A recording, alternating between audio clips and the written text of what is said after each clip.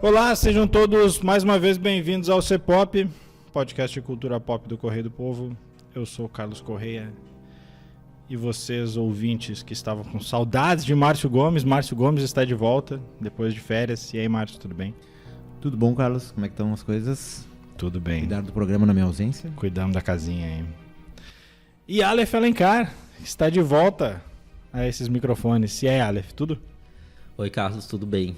Tudo tranquilo, né?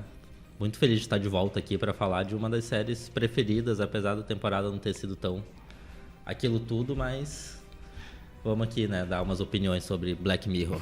Vamos aí falar, justamente aí o Aleph já adiantou, a gente vai falar de Black Mirror e no segundo bloco a gente vai falar de um filme aí que tá bombando na Netflix, que era meio que esperado, né, que fosse bombar, porque já tinha sido um sucesso lá em 2020 na pandemia. A gente vai falar de O Resgate 2, sequência, obviamente, de O Resgate. Filme com o nosso amigo Thor, Chris Hemsworth, quebrando tudo e mais um pouco. Certo? Mas antes vamos falar aí das historinhas estranhas de Black Mirror. Então, subamos a trilha.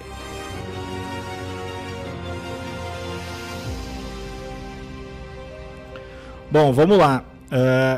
Black Mirror, na semana, a gente está gravando hoje, dia 21, na quarta-feira.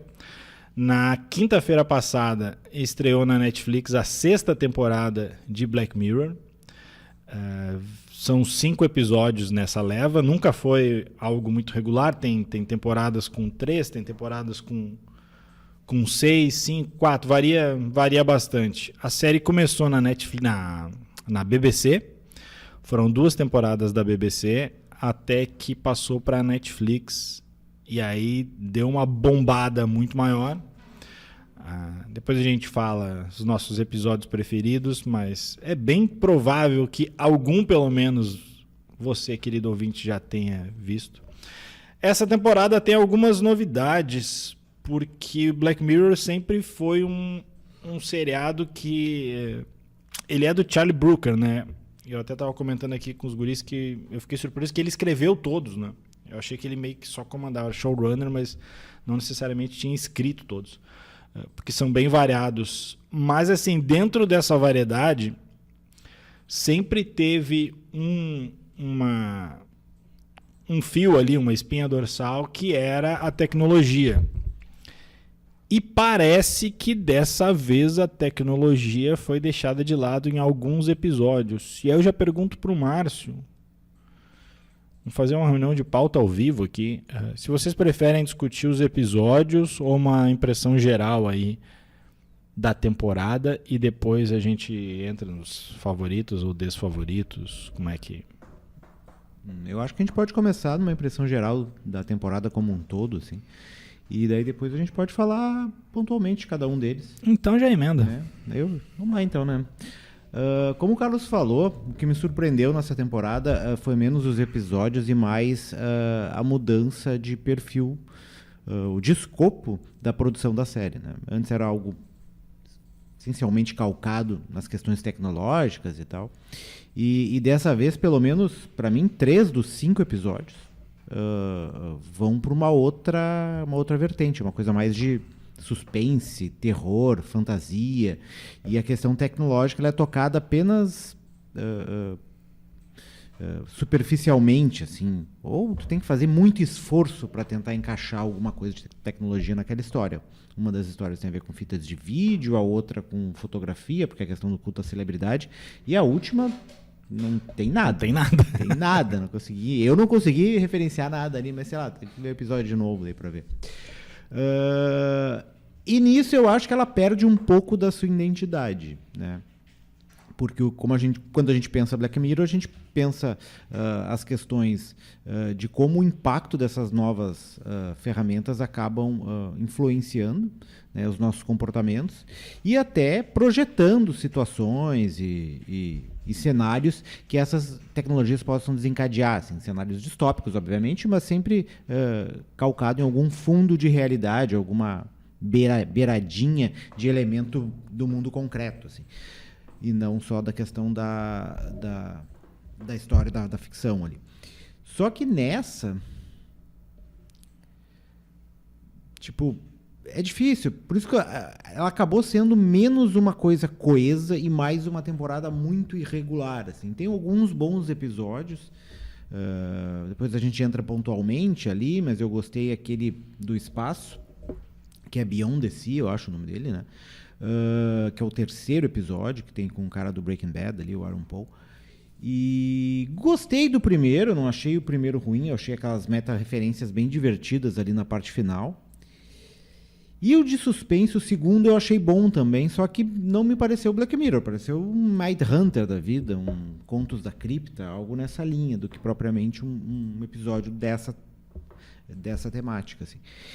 E os outros dois, que são os dois últimos ali, são os mais fracos da série. Não acho que eles não funcionem, mas eu acho que, tendo sempre a barra alta que a gente coloca o Black Mirror por tudo que eles já entregaram ao longo dessas 5 temporadas, eles ficam bem abaixo, assim, de muitos episódios que a gente já comentou aqui, que a gente relembra e usa como exemplos em várias situações. O que está acontecendo agora foi aquilo que aconteceu no Black Mirror. Isso é muito Black Mirror. Isso é muito Black Mirror. Nessa temporada, eu acho bem pouco, assim.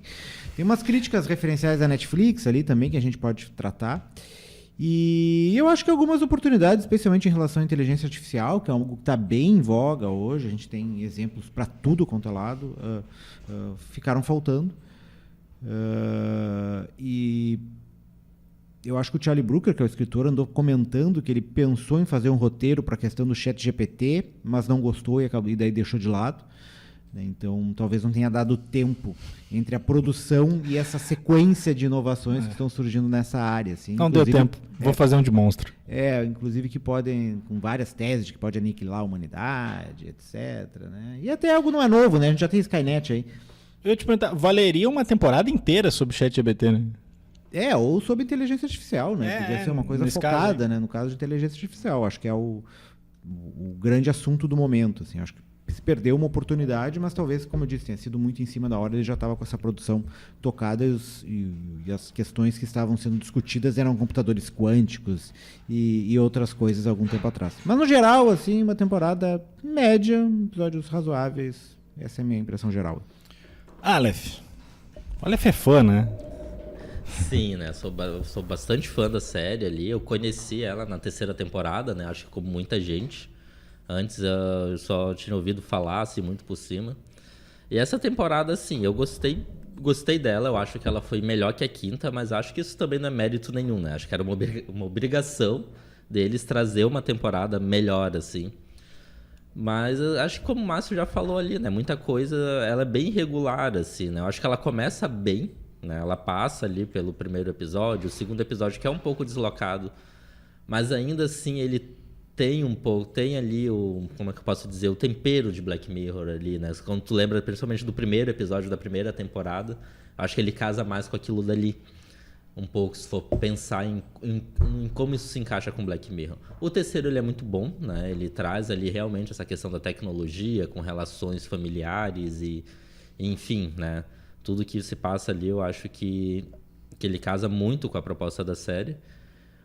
E como já foi dito, né? Os últimos dois, assim, são completamente aleatórios ali. Eles parece mais sei lá, poderia ter sido um curta, entendeu? Cada um dos episódios, assim. Eles não têm a veia de Black Mirror, assim. Eu acho que faltou muito, assim. Eu vou te dizer que o Mazey Day, né? Eu assisti eu até queria ter assistido uma segunda vez para tentar entender, mas eu não quis. De fato mesmo, porque eu achei o episódio muito chato. E o último, ele é interessante, ele traz ali, eu achei a personagem interessante, tudo ali, o enredo ali, mas ele não costura, sabe, no que a gente espera de Black Mirror, assim. Realmente, a tecnologia ali acho que ficou fadada ao que é a televisão que a personagem assiste, entendeu? De resto, só que mesmo assim não é aprofundado nisso. Ele pega uma outra coisa, assim, vai pro lance do terror mesmo, aquele terror mais slash quase, né? Uma coisa um pouco mais até cômica ali.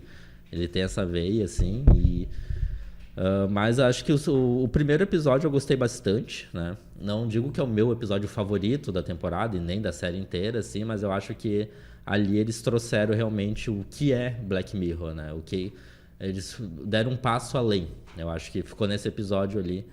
E de trazer várias questões ali, né? Que vai desde termos e condições até algoritmo, né?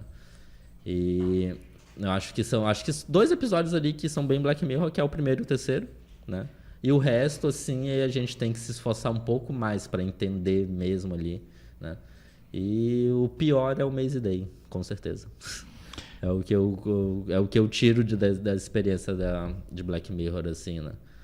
Porque é o que a gente espera muito, não é nenhum plot twist, mas alguma mensagem ou alguma alerta, né? E simplesmente nessa temporada acho que foi o que faltou, né? Não tem isso, sabe? Parece que eles realmente, a gente precisa lançar uma nova temporada de Black Mirror e meio que foi isso. E é curioso porque eu tava pegando aqui, não tem nenhuma regularidade mesmo nos lançamentos das temporadas, né? As 2 primeiras, ainda pela BBC, foram em 2011 e 2013. Aí, quando a Netflix tomou para si o projeto, 2016. Aí foram 2 anos seguidos, 16 e 17. A quinta demorou 2 anos, saiu 19. E não tem nem pandemia para dizer, demorou, atrasou por causa da pandemia. Não. E aí saiu de 17 foi para 19. E depois de 19 para 23, sabe? Então, no começo ali foi 1 ano de uma para outra, 2 e depois 4 anos. E ainda teve o filme interativo, aquele, né? O Bandersnatch, né? Que foi, não lembro, acho que foi 2018 que eles lançaram aquilo ali. Eu acho muito ruim aquele filme. Poderia ter sido bom, mas... eu acho uma ideia boa, mas o filme é muito ruim, seja qual for o final dele. Pois é, eu acho que foi megalomaníaco demais aquele projeto. Eu acho que eles não conseguiram criar uma linha, assim, né? Ficou confuso. Isso. Essas coisas só antes do Carlos dar a apreciação geral dele, mas só para comentar, essas coisas de finais alternativos foi uma tentativa que foi feita durante uns 3 anos atrás, 4 anos, né? E se fez isso muito em algumas plataformas, a Netflix especialmente, não só no Black Mirror, mas foi algo que não pegou, assim, muito, né? Tipo, não funciona. Tem uma série de aventura que até tem algo parecido, assim, que o cara vai fazer uma aventura, sabe? Vai escalar uma montanha, e daí tu tem que tomar decisões pro cara... para ver o que vai acontecer. Algumas decisões que tu toma, ele morre, outras decisões que ele toma, ele consegue seguir. Eu, invariavelmente, acabava sempre matando o personagem. Assim. Mas, não sei, eu acho que ela não funciona da mesma forma que em outras Isso é mídia de videogame. Pois é, eu acho que não... Isso é mídia de videogame. Tem vários jogos, assim, jogos que são baseados em tomar decisões, né? Acho que talvez um dos melhores desses aí é a série do Walking Dead. Pelo menos os 2 primeiros eram muito bons, que te faz realmente tomar decisões difíceis, assim. Agora, a interação, acho que o primeiro que eu lembro disso chama Você Decide, que tu ligava para dar o final. Eu acho que o que acontece nisso, né, que acabou não pegando, porque assim, a Netflix, ela tá ali, ela tá sempre jogando, esparramando conteúdo, né, para os usuários, e as pessoas, elas não querem, já ficam o dia inteiro tomando decisões, entendeu? O dia inteiro tu tem que tomar algumas decisões difíceis, outras mais fáceis. Quando tu vai assistir uma série, tu não quer tomar decisão, tu só quer assistir a série, tu quer ver o que acontece. Eu acho que isso também pegou muito, né? Que muita gente... Eu assisti isso com amigos e a gente tava se divertindo vendo aquilo ali. Só que, tipo, se tu vai estar sozinho, né? Como experiência eu acho válida. Eu acho que o filme foi ruim, mas é uma experiência válida. Sim, mas assim, realmente, de não ter pegado, entendo que as pessoas não querem isso. Aí eu vou lançar uma dúvida Black Mirror pra vocês. E se a Netflix fez isso pra gente, pra pegar mais o perfil das pessoas a partir das respostas do algoritmo? Até pode ser, mas eu acho que eles não precisam disso, né? Mas já que a gente navega, já entrega bastante coisa do que a gente faz, onde a gente para nos episódios, né? Quando a gente decide das séries, o que é retomado ou não. Eles já têm uma boa gama de informações aí. Acho que não vai ser essa aí que vai... Mas sei lá, né? Vai saber o que a Strawberry tá fazendo pra gente aí. Né? Assim, eu vou um pouco na contramão aí que os guris disseram. Eu não sou muito fã do primeiro episódio. Eu acho que ele dá... A partir da última virada ali, eu acho interessante. Mas até então eu acho bem ruim o episódio, eu acho forçado demais, assim. Não tem como o mundo inteiro simplesmente comprar a ideia de cara e acreditar que tudo que se passa ali é verdade. As pessoas não desconfiam, as pessoas simplesmente tomam como verdade ali. Ah, tá na tela, é verdade. Tu já participou de algum grupo de WhatsApp, Carlos Correia? Mas assim, ainda assim, eu acho muito exagerado. Eu acho legal a virada no final, assim. E aí eu gosto do segundo episódio, que talvez seja o meu favorito. Eu entendo que ele seja menos tecnológico.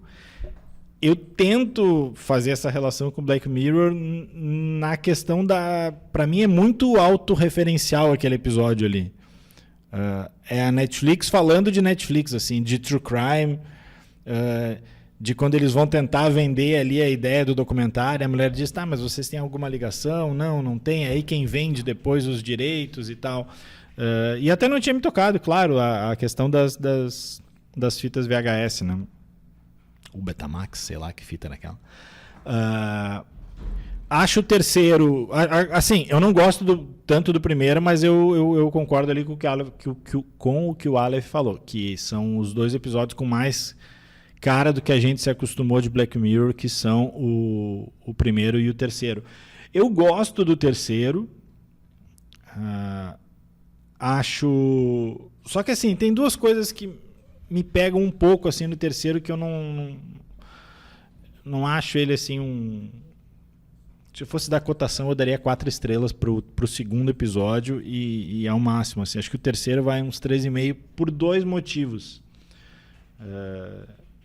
A gente pode dar spoiler aqui, gente? Aviso de spoiler? Certamente. Né? Então vamos dar aviso de spoiler. Aviso de spoiler se você quer saber. Spoiler para cada episódio não vou lá. Só aviso de spoiler.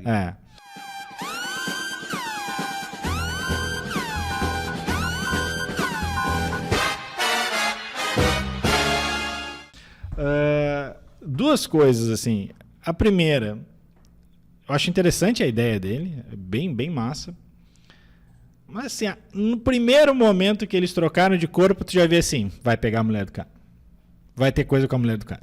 Ele não pegou, né? Ele tentou, mas que tipo assim, vai se formar um triângulo. Vai se formar um triângulo a partir disso. Eles não iam botar uma atriz tão conhecida e tão boa ali pra ser mera coadjuvante. Então assim, tava na cara aquilo ali.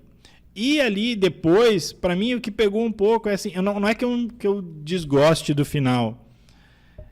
É que o Black Mirror como um todo, desde o começo, a gente já sabe que quando chegar no final vai dar merda.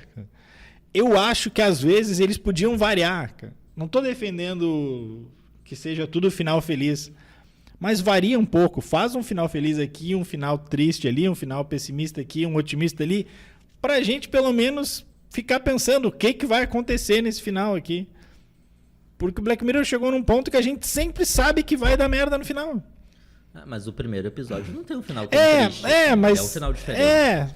Né? É verdade. Eu acho que eles buscaram... as gurias ali estão presas, mas mas elas estão ali, eu tô no meu café aqui, abriu o meu negócio, sabe? Então, eu acho que ele não é... Eu acho que ele não é triste nem pessimista, mas feliz eu também acho que ele não é. Não acho que seja feliz, mas é tipo assim, não é...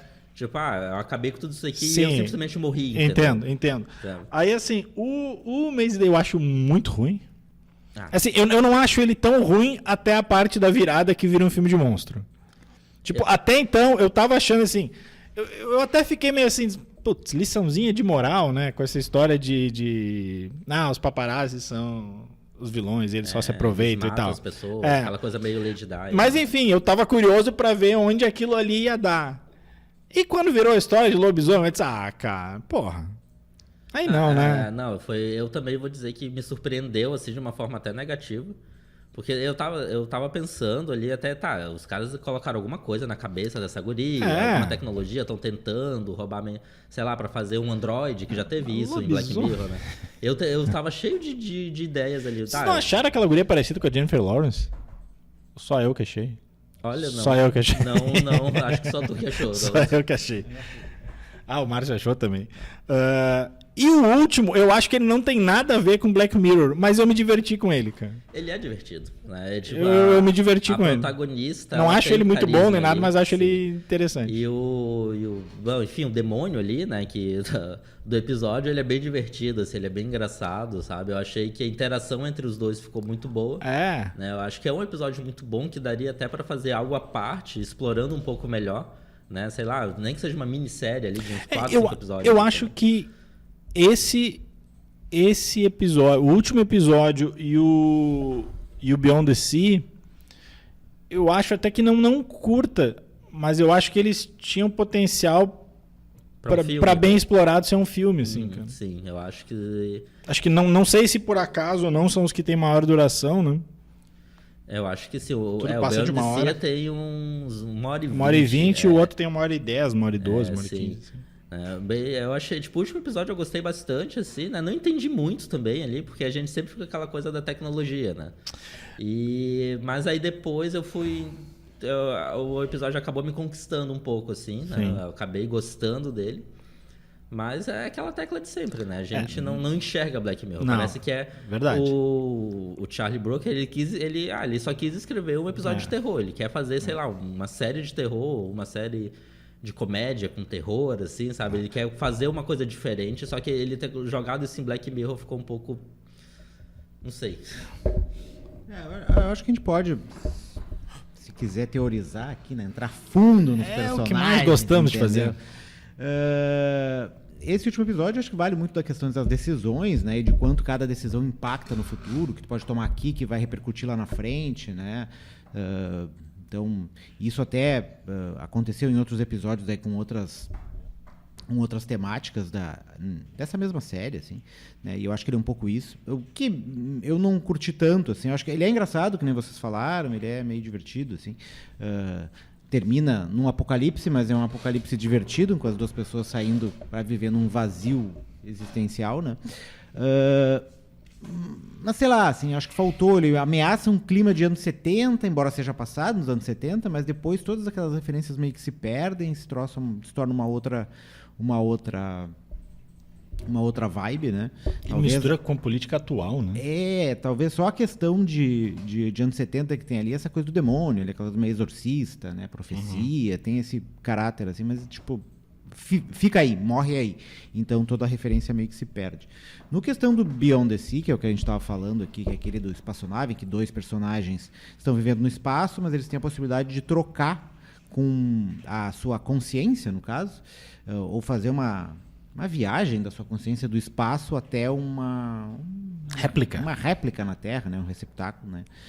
Que é um robô. E daí a gente percebe que algumas pessoas não gostam das réplicas, acabam matando a família de um deles, enfim. E daí acaba gerando uma dualidade lá, porque um dos personagens acaba se apaixonando pela mulher, ou pela vida, na verdade. É menos uma paixão pela mulher do que pela vida que o outro tinha e que ele perdeu. E daí tu consegue fazer uma percepção das personalidades dos dois indivíduos, um que tem não valoriza o que tem, o outro que quer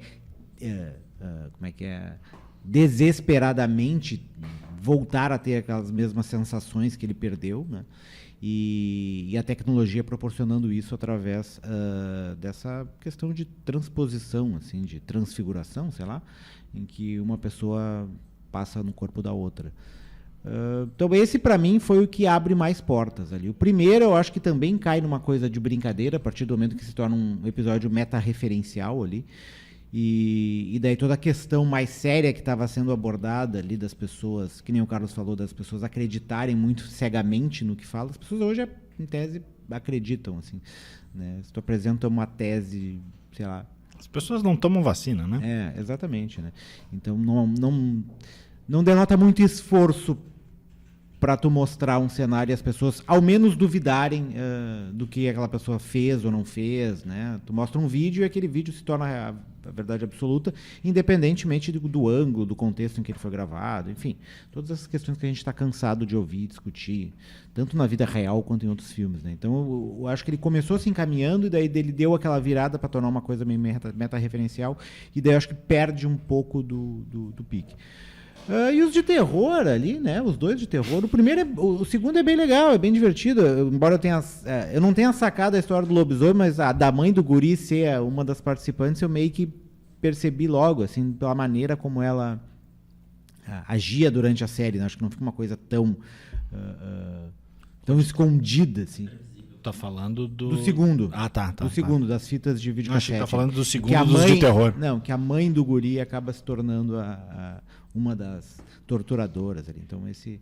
E realmente, do lobisomem ali, eu acho que é uma temática meio batida dessa questão da sociedade do espetáculo, né? Embora isso já tenha sido tratado de uma forma, para mim, bem melhor no filme do Jordan Peele, ali no Nope. Uhum. E não sei se ele quis fazer um pouco isso, né? Aquela virada do Jordan Peele ali. Spoilers pro filme do Jordan Peele, para quem não viu. Spoiler de um ano e pouco. Spoiler de um ano e pouco atrás. Aí. Pessoas querem saber mais, pode ver o nosso episódio também. Eu vi o nosso episódio sobre esse filme. E em que, de uma hora para outra, o disco voador acaba se tornando um monstro. A mesma coisa, a mulher ali, que acaba sendo a celebridade perseguida pelos paparazzi, se torna um lobisomem e acaba consumindo as pessoas que estavam tentando consumir ela. Então tem essa... Consumir, na verdade, a imagem dela, faturar em cima das fotos e tal.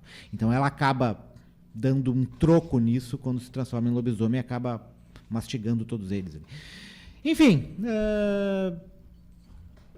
Tem coisas que a gente pode pescar e abrir e aprofundar, mas eu acho que, no geral, do que a gente tinha lá de San Junipero e de outros episódios mais clássicos, eu acho que essa temporada ficou bastante abaixo, embora não seja uma temporada ruim, né?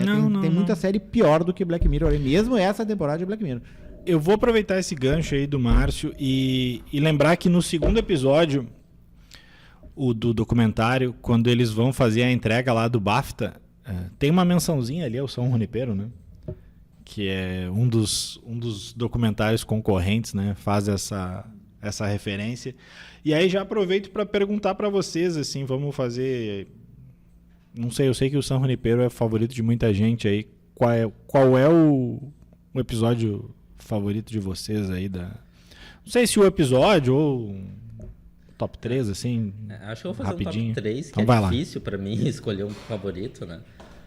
Vou pegar o da primeira temporada ali, eu vou pegar eu me esqueci o nome do episódio agora, mas é o do pessoal das lentes. Toda a sua história. Exatamente, esse é um episódio muito bom, que ele mistura muito bem a tecnologia com a relação ali familiar, pessoal, né?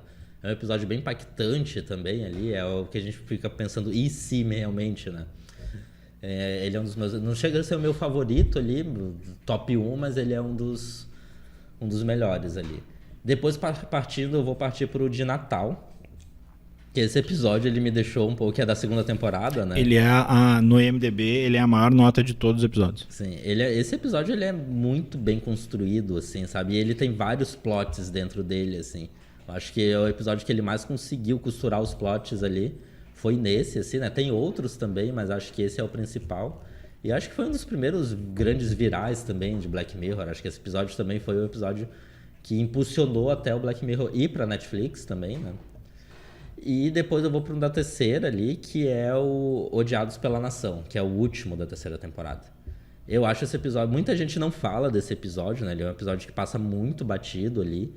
Mas eu gosto muito da forma como ele vai para essa coisa do crime também ali, né? Do true crime ali, né? E tal.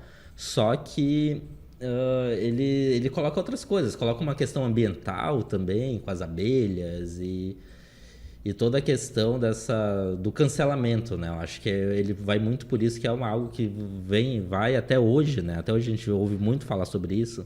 E todos os desdobramentos disso, né? E as consequências disso também, não só para as pessoas que estão sendo canceladas, mas para as outras pessoas que cancelam. Eu acho que ele teve uma virada muito interessante ali. Então, coloco esses três ali, assim, como principais. Tem outros que eu gosto muito. Eu gosto muito do Playtest, que é da terceira temporada também, que é o cara que vai fazer o teste lá do videogame. O Nosedive também, que é aquele das notas também, né? Que acho que é o principal viral de Black Mirror, assim. Muito bom também. A terceira temporada ela é muito boa, no geral, assim como a quarta também tem episódios muito bons, né? Mas eu gosto muito do Black Museu também, da quarta temporada. Eu acho muito legal. né? Da quinta eu prefiro não comentar. E da sexta eu gostei muito do primeiro e do terceiro. Assim, o segundo eu gosto bastante também, eu acho que ele é bem interessante, mas eu acho que ainda fico com o terceiro ali, que eu consigo enxergar mais Black Mirror, uma coisa mais também, um pouco mais fora da curva, mas ainda Black Mirror. Vai lá, Márcio. Vocês vão me perdoar com os nomes dos episódios, faz muito tempo que eu vi isso aí e eu confesso que eu não me lembro, com exceção do San Junipero e um ou outro, não me lembro Dá dos nomes. dá o plot. Vou dar o plot twist, assim. O plot da série, na verdade. E eu acho que o primeiro, pra mim, é o San Junipero, que é o mais clássico, assim. O primeiro, as pessoas falam em Black Mirror, lembram desse episódio. Eu acho que ele não só virou um episódio clássico pra série, mas pra cultura pop como um todo, assim. Eu acho que eu já vi citações ao Junipero em letra de música, em outros filmes e livros, assim. Então, é um episódio que me marcou, né, pelo tema que ele toca, que é a questão da morte, da vida além da morte, etc. Tem outras séries que já tentaram trabalhar com esse tema muito parecido, mas não funcionou tão bem. Tem uma da Amazon que agora, de novo, eu tô com um problema de memória aqui, que eu esqueci o nome, mas tem uma série da Amazon também que o cara... As pessoas morrem, mas sobem a consciência para um mundo virtual. Que é do Greg Daniels, né? Eu acho que é. Eu procuro aqui enquanto tu vai falando. Tá. Então, esse do Black Mirror me parece ser... Esse do San Junipero é o primeiro da lista. O segundo eu gosto muito daquele que o Aleph falou que eles dão as notas. Que foi logo no começo do Instagram ali. Upload é a série, né? Upload é a série da Amazon Prime. Eu comecei a ver, parei na metade. Assim. Na metade? Nem cheguei na metade. É comédia, né? É uma comédia, comédiazinha leve, assim. É divertido. Meio despretensiosa, assim. E daí, voltando ao episódio aquele que eles acabam ranqueando as pessoas, dando notas, né? Que é um pouco muito que a gente faz hoje, especialmente em teleentrega e serviços de transporte, né? As pessoas acabam sendo valorizadas por isso. Na verdade, naquele episódio do Black Mirror era muito mais do que isso. As pessoas eram valorizadas por notas na sua vida pessoal. Tem muitos testes aí de profissão também que fazem isso, né? É verdade. Algumas táticas coaches aí. E depois desse, eu gosto muito do primeiro episódio, que foi... Talvez ele não seja tão bom quanto alguns que vieram depois, mas foi o episódio que me marcou e me fez conhecer Black Mirror lá em 2011, assim, que é o episódio do primeiro-ministro com a questão do porco lá.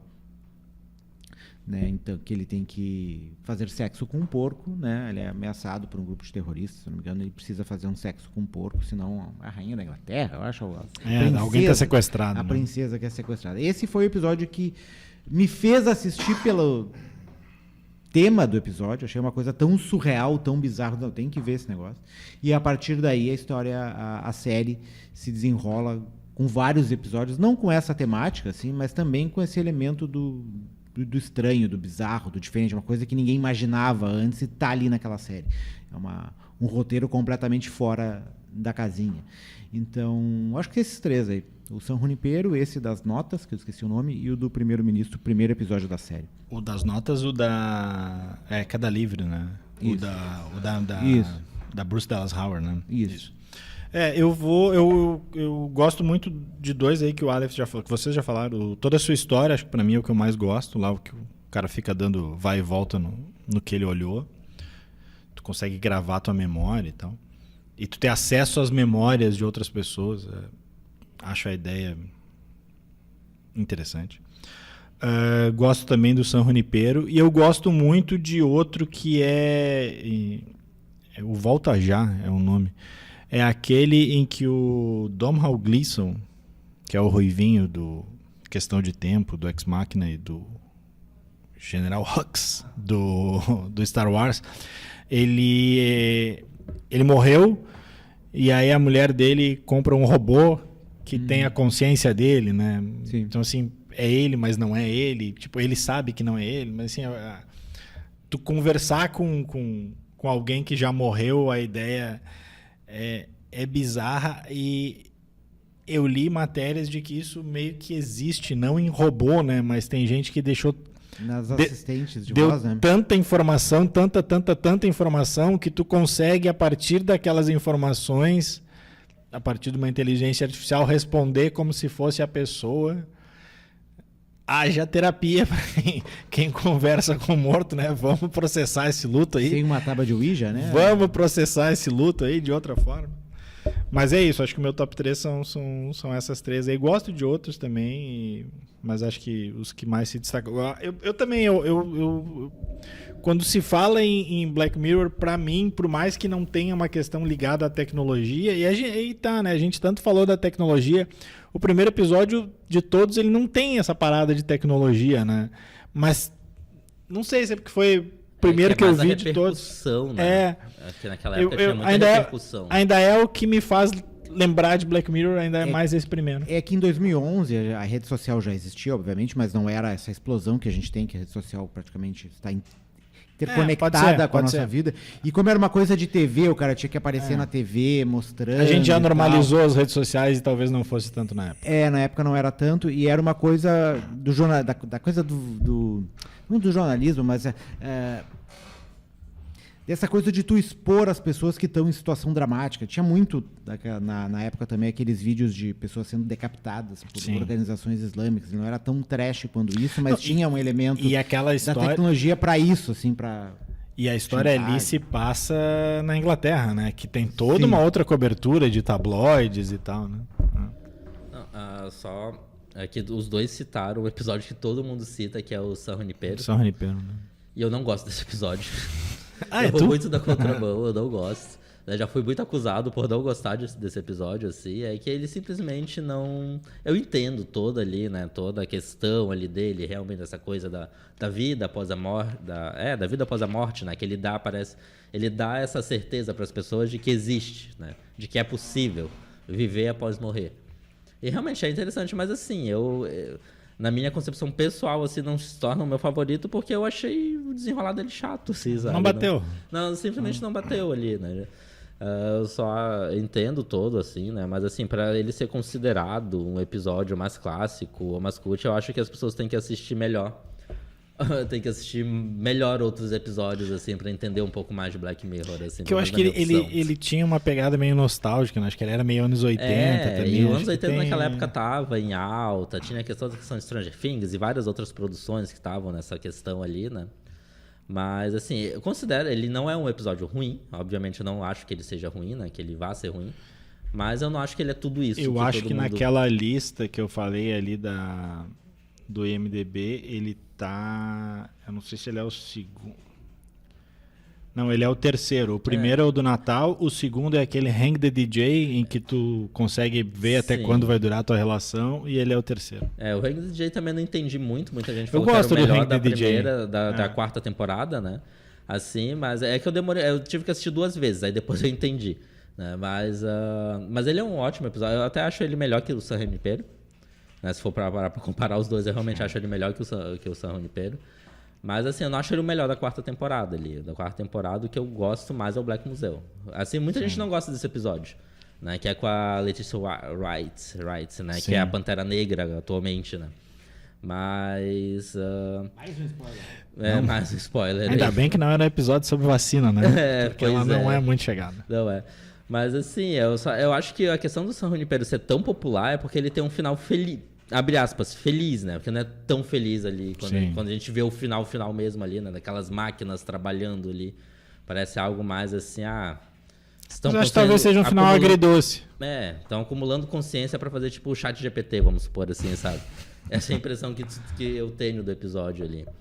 Mas, assim, no geral, que Black Mirror ela foi uma série constante nas suas 4 primeiras temporadas, assim, sabe? Eu acho que todos os episódios eles casavam muito bem entre si ali, né? E com a proposta da série. Depois acho que teve essa queda, principalmente na quinta, né?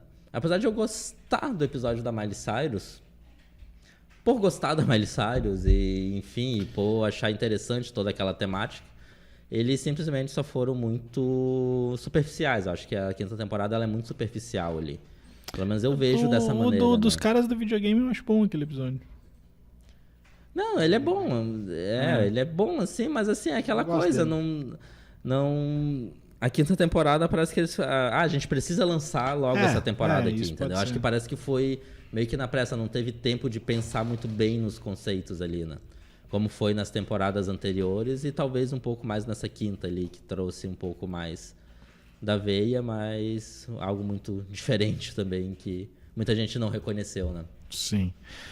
Bom, a gente chega ao final de um bloco sobre uma série que, em tese, é para fazer pensar bastante. E agora vamos falar de um filme que é tudo, menos para pensar. Não descanso pro cérebro, né, Carlos Corrêa? Deixar ele do lado, assim, tira ele, bota e vai ver o filme. Isso. Vamos agradecer aqui a presença do Aleph, que se escapou de ver o filme. Não é ruim, depois a gente vai falar um pouco. Não, tá, obrigado. Volte sempre, Aleph. Obrigado. Então, eu admito que eu tentei ver o filme na noite anterior, só que, gente, eu comecei e não tinha como terminar, não consegui, tá? E eu fui assistir outras coisas mesmo, assim. Tá bom. Tá bem? Até a próxima. A gente continua aqui, então, falando de O Resgate 2.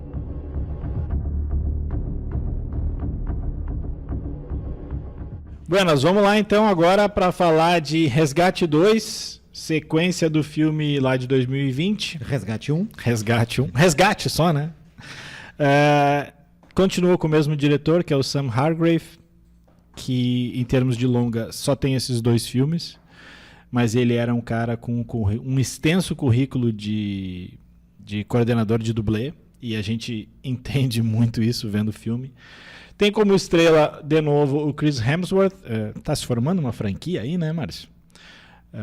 A história é bem simples. Ela é feita pelos irmãos Russo, né, dos Vingadores, Ultimato, Vingadores Guerra Infinita, os filmes sérios dos Vingadores. No primeiro filme, ele tinha que resgatar o filho de um bandidão, né, de um traficante. E agora, nesse segundo, ele tem que resgatar a mulher de um traficante que casa de ser a sua ex-cunhada. É muita dedicação. O relacionamento antigo, né? O relacionamento antigo, né? Entrar numa prisão na Geórgia. Na Geórgia para resgatar a ex-cunhada. Parabéns, Chris Hemsworth. Mas enfim, a história eu acho que é o que menos interessa nesse filme.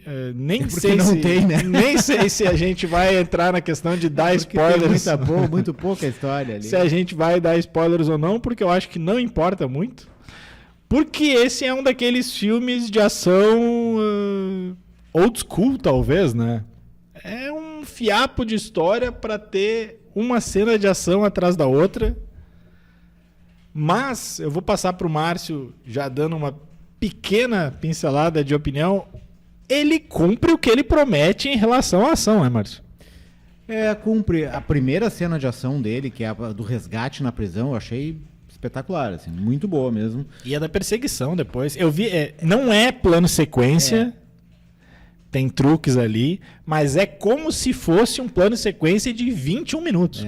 Ela termina com um trem descarrilhando, né? Porque eles saem da prisão, depois tem uma perseguição de carro, depois eles vão para dentro de um trem, então é tudo meio alucinante, e especialmente a saída da prisão, parece que ele te coloca dentro da cena, é totalmente imersiva, assim, eu me senti dentro de um videogame, parecia que eu estava comandando um bonequinho no videogame, porque ele sai, daí depois tem uma hora que a mulher puxa ele, daí a mulher tá apanhando do lado, ele bate, tem que salvar a mulher, e tudo com aquela câmera tradicional, câmera nervosa dos filmes de ação, então dá Succession.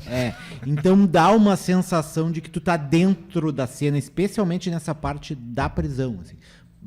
Depois também ela continua bastante alucinante, bastante empolgante. E tem helicóptero, tem trem, tem todas aquelas coisas que as pessoas dizem, mas isso nunca existiria, né? Mas acontece, um filme de ação, ele tá aí pra isso, né? Depois as outras cenas de ação são interessantes, mas eu acho que nenhuma supera. O impacto dessa primeira é tão grande que depois na outra tu parece, eu tô vendo um filme de ação tradicional, assim, né? Mais um de tantos outros que tem ali na Netflix, se tu for baixar na aba Aventura ali, né? E por isso eu acho que ele ganha todas as estrelinhas e notas que eu dei para esse filme, ele ganha por causa dessa cena. Eu acho que depois a história se torna meio asséptica, assim, meio sem sabor, né? Fica quase nada de diferente, assim. Eu acho que o Chris Hemsworth, como o Tyler Rake, né? Tyler Rake. Ele é bem menos carismático do que, por exemplo, o John Wick. né? Ou qualquer outro personagem desses filmes de ação que a gente vai lembrar. O John Wick é mais presente, porque teve o filme ainda no começo desse ano. Então acho que falta para ele um pouco dessa identificação com as pessoas. Talvez se ele ser um cara muito forte, muito bonito, muito tudo, então tipo, eu vou me identificar com o Chris Hemsworth de que jeito, né? É muito mais fácil o cara se identificar com o Bruce Willis no Duro de Matar, que é careca. Tudo isso acontece e o cabelo continua impecável, ele continua bonitão. Muito gel naquele cabelo, né? E como o Carlos falou, não tem história, né? Tipo, a história é um fiapo ali de coisas só pra tu justificar. É como na época tinha pornô com história, pornô sem história. Esse é a mesma coisa. Um filme de ação com história, filme de ação sem história. Esse aí não tem, né? Tem alguma coisa ali, eles tentam dar um background ali pros vilões, né? Contando a história de origem dos vilões do filme. Mas não funciona, tu não te identifica com ninguém naquele negócio. Todo mundo é uma tábua de personalidade ali, todos eles. Todos os personagens. Né? E, enfim, ele vai virar uma franquia, porque já tem um terceiro encomendado. O filme termina com o pior cliffhanger da história, porque é o cara contratando ele para uma outra missão sem dar dica nenhuma. Ele diz assim: tu vê que vai ser um ator foda, que vai ser o chefão, porque ele diz assim: é um cara muito foda. É um cara, tipo, é um grande vilão, mas tipo, não tem referência nenhuma para quem tá vendo o filme, então, tipo, é um cliffhanger horrível. Mas, enfim. O Idris Elba aparece e desaparece sem fazer muita coisa, só contratando. Podia ser uma voz pelo telefone, não precisava ter pago o Idris Elba é a voz do telefone das Panteras. Podia ter feito a mesma coisa, porque ele não acrescenta nada na história. Mas enfim, é um filme divertido e não é tão longo, o feminino, né? 2 horas. Sempre vai discordar dessa tua frase, porque sempre vai achar que Idris Elba agrega. Mesmo que seja os 5 minutinhos, podia ter tido mais tempo de tela. Ele tira o tempo de tela do guri ali que foi uma reunião de Asgard, né? Exatamente. Porque, enfim, tem cenas ali que parece que ele tem que ter a força do Thor pra fazer ali, inclusive, né? Quando ele arremessa a mulher, ele tá pendurado, levou um tiro na mão e arremessa a mulher pra dentro do prédio, né, pendurada, que daí parece o Thor. Eu acho assim, ele é o filme de ação por excelência, assim, cara. E eu acho curioso como é um gênero que ele é sempre deixado em segundo plano em termos de crítica, porque eu acho que ele é avaliado, e eu não contesto esse tipo de avaliação, só estou contextualizando. Ele é avaliado com a mesma régua que tu vai avaliar um drama, que tu vai avaliar, sei lá, um suspense, entre aspas, filmes mais sérios. E um filme de ação é para te deixar não tenso, assim, mas tu ficar na expectativa de como é que o cara vai sair dessa, sabe? Ou as cenas te impressionarem. E assim, no primeiro filme já tinha uma sequência de perseguição de carro que era impressionante. Mas eu acho o primeiro filme bem meia boca, assim. Eu lembro que tem uma sequência boa no meio do monte de coisa ruim, assim. Esse eu já achei um bom filme de ação, assim.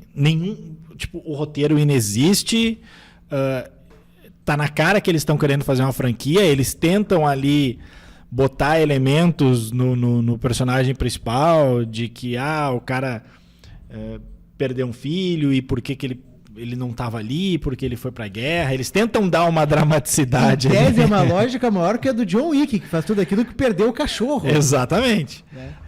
Mas assim, se tu for ver, tem vários filmes de ação que são originais ao seu modo, e eu vou citar 3 aqui. O próprio John Wick.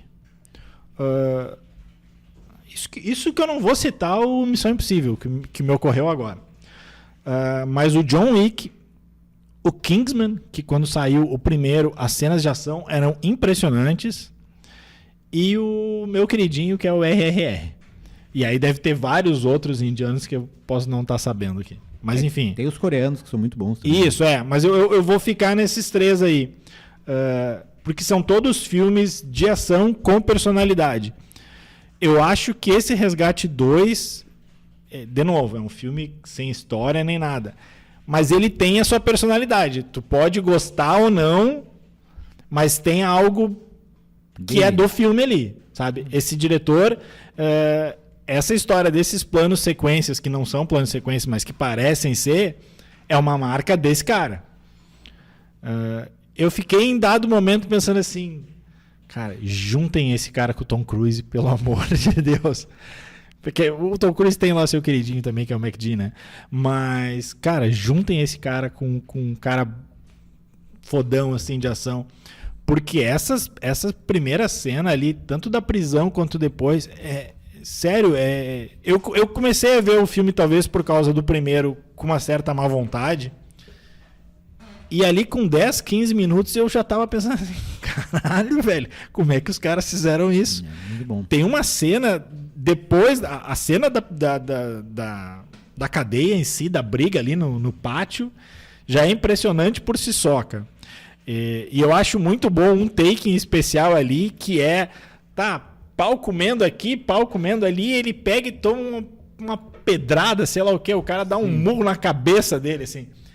E aí a câmera fica meio que dando uma tremida com ele, e aí fica um som meio diferente, e depois segue o pau comendo e vambora. E aí já emenda o carro.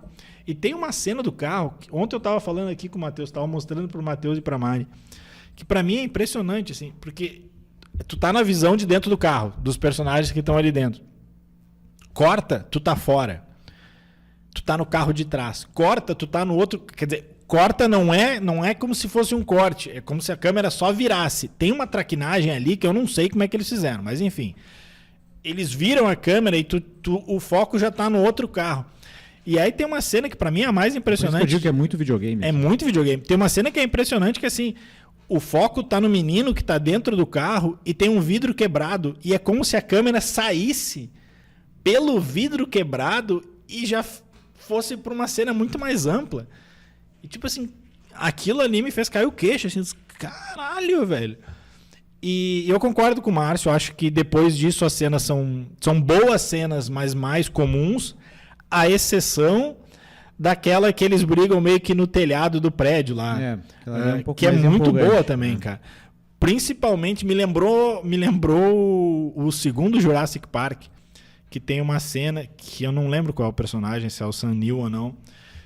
O vagão lá cai e o Spielberg consegue fazer isso com muita maestria, que é o vidro começa a dar uma rachada, que é rapidamente o que acontece ali também, que eles estão brigando numa estrutura de vidro e o vidro começa a dar uma rachada e tu pensa assim, como é que o cara vai sair dessa? Ou mesmo quando ele tá segurando a mulher ali e aí o cara toma um tiro na mão, continua segurando. Não tem como sair dessa, assim. Eu gosto dessas cenas que tu pensa assim, daqui não tem como sair.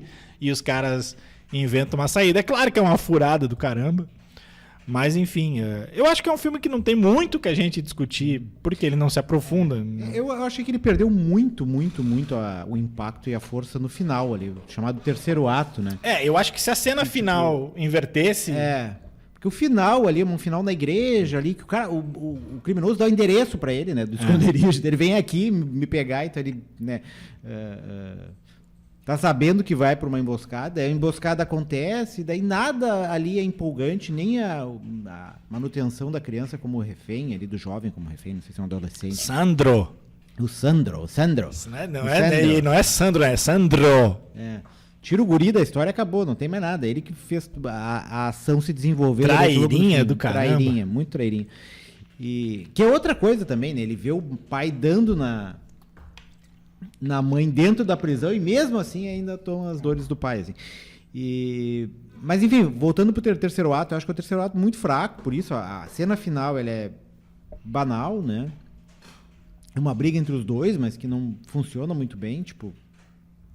Milhares de filmes inferiores a isso fizeram cenas melhores. Parece que o filme foi perdendo a força, assim, perdendo o gás ao longo dele até chegar no final e ter aquele cliffhanger que também não precisava ter existido. Todo mundo sabe que vai ter um terceiro filme nessa história. Se continuar tendo visualizações e fazendo dinheiro. Se flopar, não vai ter, né? Não vamos gastar um dinheiro com Não tá flopando, né? Tá em primeiro lugar, em filme, em tudo que é lugar.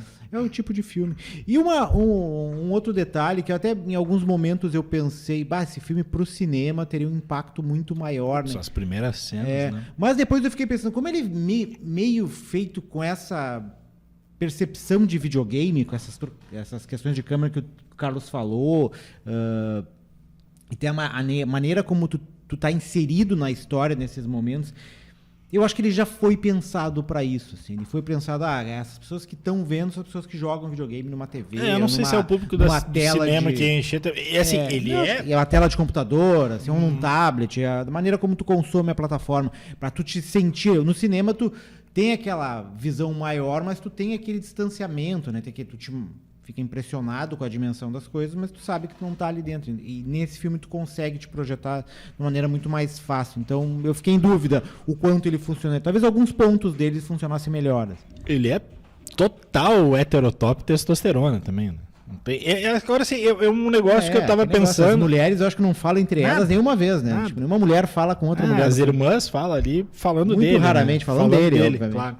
É um filme que o Chris Hemsworth tá sério o tempo todo. E ele é um cara que tem um bom timing de comédia. Cara. Tá aí o Thor e o próprio... O papel dele no Caça-Fantasmas, aquele com as mulheres, que o filme é meio mais ou menos, mas ele tá engraçado ali. Ele é um cara que tem um bom timing de comédia e isso não é aproveitado.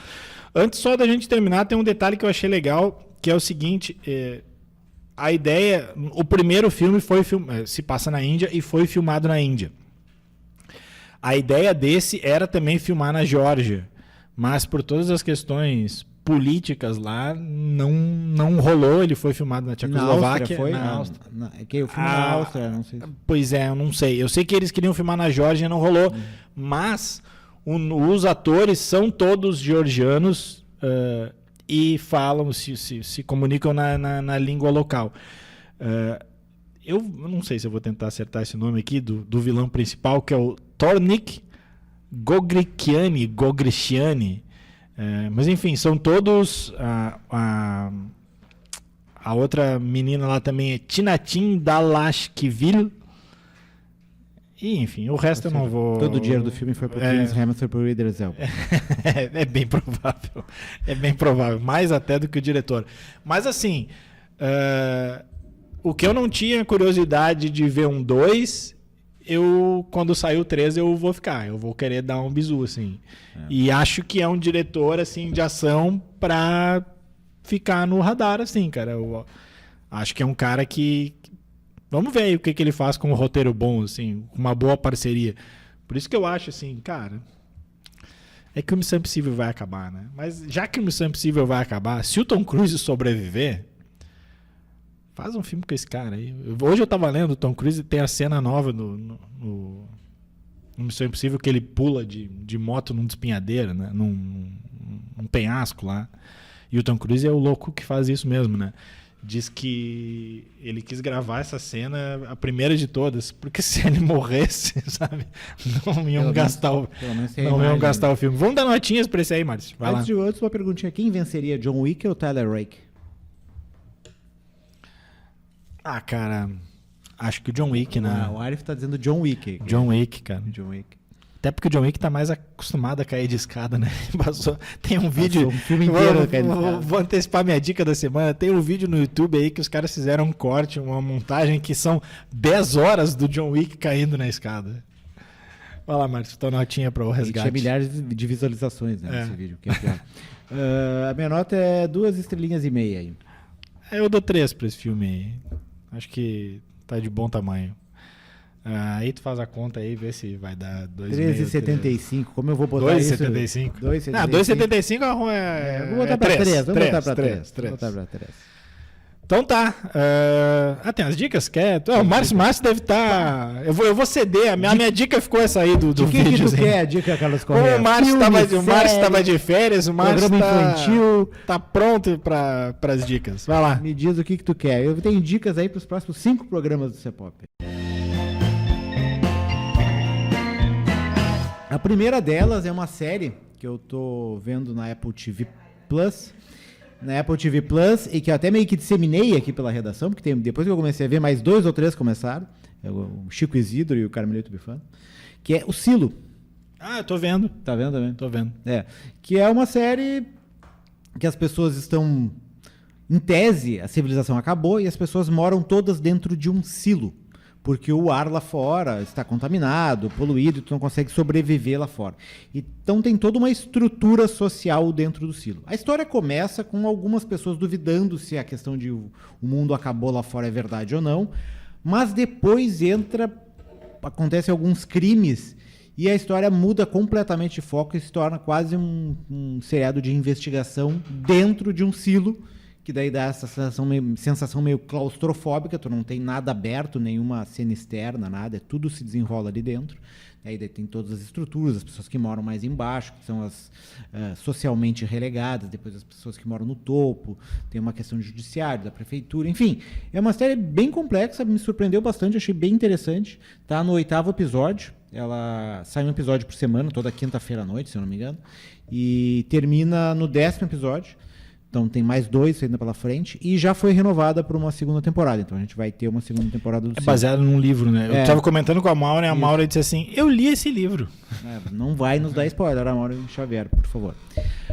A outra dica que eu vou dar é de um podcast, então, para mudar um pouco a mídia, que se chama Tetragramaton.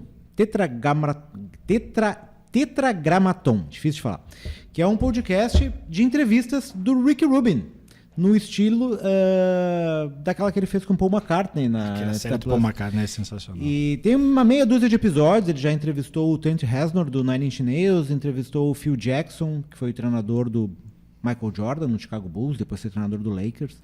Então, obviamente é inglês, então a pessoa tem que ter tem que entender inglês para entender, mas não é um inglês muito difícil, é uma conversa meio informal.